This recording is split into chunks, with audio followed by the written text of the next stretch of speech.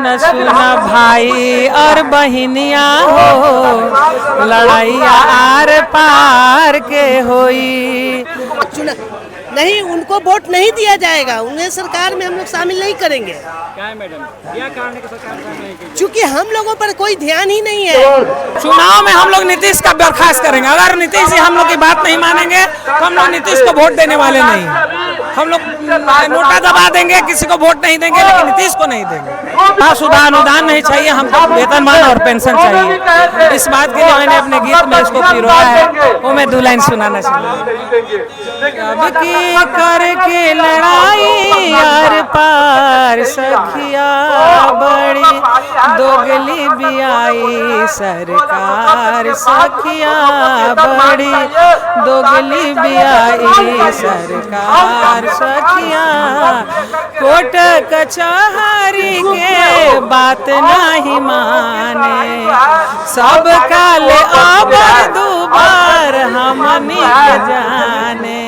अब की इनकर छोड़ावे के बुखार सखिया बड़ी, दोगली भी आई सरकार सखिया बड़ी। एक गाना और मैंने लिखा था इसके पहले भी, जो हम लोग वहाँ थे आरा में, आरा के प्रदर्शन में गीत मैंने लिखा था।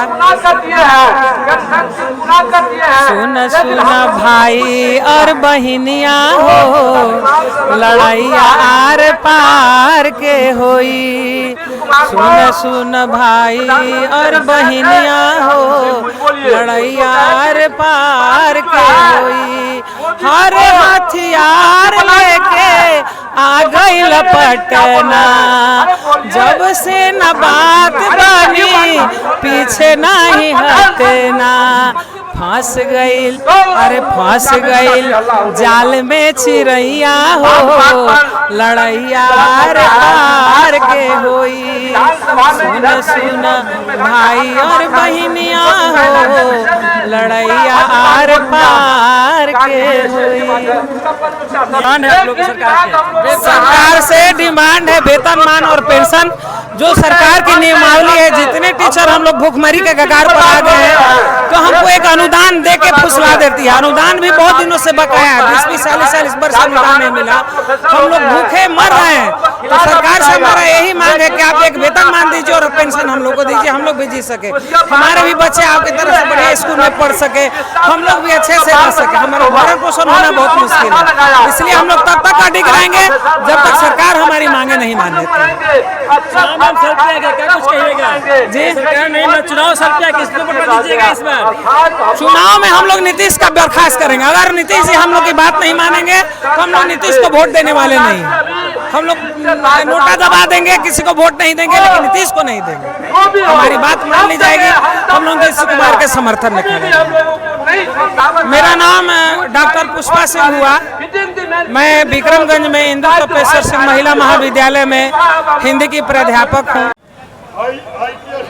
बिहार राज्य सम्मिलित डिग्री महाविद्यालय शिक्षक आज धरना पर बैठे हैं, महाधरना कर रहे हैं। क्या मैडम सरकार से क्या क्या मांग है, आप लोग धरना बैठ गए आज?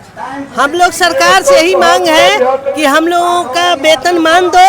बहुत से वेतनमान के बिना हम लोग भूखे मर रहे हैं। हमारे बहुत सारे कर्मचारी लोग हैं जो कि मर गए बिना इलाज के, पैसा के अभाव में। आज भी वही स्थिति है। तो अनुदान हमें नहीं चाहिए, हमें वेतनमान चाहिए। इसकी संघर्ष जारी रहेगी जब तक सरकार हमको वेतनमान नहीं देगी, तब तक हम लोग लड़ते रहेंगे। हाँ, चुनाव नहीं, उनको वोट नहीं दिया जाएगा, उन्हें सरकार में हम लोग शामिल नहीं करेंगे। क्या है मैडम, क्या कारण है कि सरकार शामिल नहीं की? क्योंकि हम लोगों पर कोई ध्यान ही नहीं है। बहुत सारे लोगों को जैसे नियोजित शिक्षक हुआ, ये सब लोग को पैसा बढ़ा दिए। हम लोग क्या गलती किए हैं? वही जो कंस्टिट्यूएंट यूनिट में जितना लोग पढ़ा रहे हैं उससे कम हम लोग थोड़े ही दिए हैं। आधा से अधिक लोग एफिलिएटेड कॉलेज में आ रहे हैं लोग पढ़ने के लिए, और हमारे यहाँ से बच्चे पढ़ के कोई डॉक्टर बन रहे हैं, कोई इंजीनियर बन रहे हैं, सब कुछ हो रहा है। हमारी लड़कियों को जो पास आउट हो रही है, सरकार उसको 50,000 रुपया देने के लिए तैयार है, लेकिन एक शिक्षक के बारे में उसकी दुख दर्द को सरकार नहीं सुन रही है।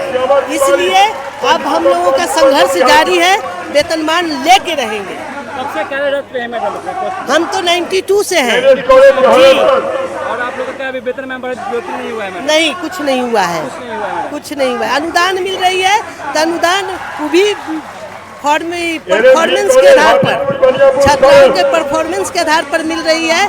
मान ले कि 40 बच्चे पास कर रहे हैं, 45 बच्चे पास कर रहे हैं, उसके आधार पर हम लोगों को टीचर को क्या मिलेगा? किसी को 30,000, किसी को 40,000 और कहीं कहीं तो वो भी नहीं मिल रहा।